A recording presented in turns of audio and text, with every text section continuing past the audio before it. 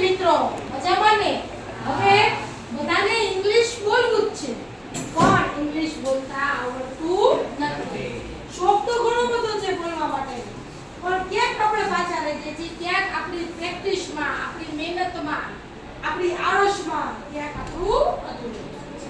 તો આપણે daily routine લાઈફમાં જે નાના સેન્ટેન્સ બોલતા હોઈએ છીએ, આજે આપણે એની પ્રેક્ટિસ કરીશું. ચલો બાળકો, બોર્ડ ઉપર ધ્યાન. મારી વાત સાંભળો, મેરી બાત સુનો. Listen to me. આપણે એવું કહે છે ને કે મારી વાત સાંભળો ને ભાઈ. Listen to me. મારી પાસે આવો, મેરે પાસ આવો. Come to me. આ શું છે? યહ ક્યા હે? તો ગુજરાતીમાં ક્વેશ્ચન માર્ક આવ્યો, તો ઇંગ્લિશ બોલવામાં પણ ક્વેશ્ચન માર્ક આવવો જોઈએ. What is this? તમારા એક્સપ્રેશન એવા આવવા જ જોઈએ ક્વેશ્ચન માર્ક વાળા. ઓકે, ચાલો જુઓ શું થયું. દેખો ક્યાં હુઆ.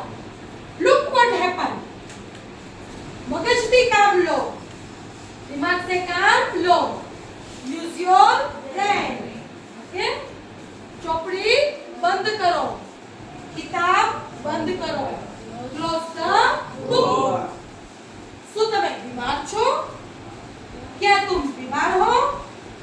Are you sick? समय पर आओ, समय पर आना. Come on time. આજે લેટ આવ્યા હતા તો મેં કીધું તો તમને બધાને કાલથી સમયસર આવજો. તો ઇંગ્લિશમાં કમ ઓન ટાઈમ. તમારી ઉંમર શું છે? आपकी उम्र कितनी है? How old are you?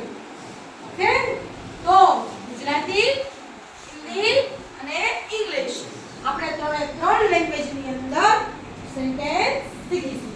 Okay.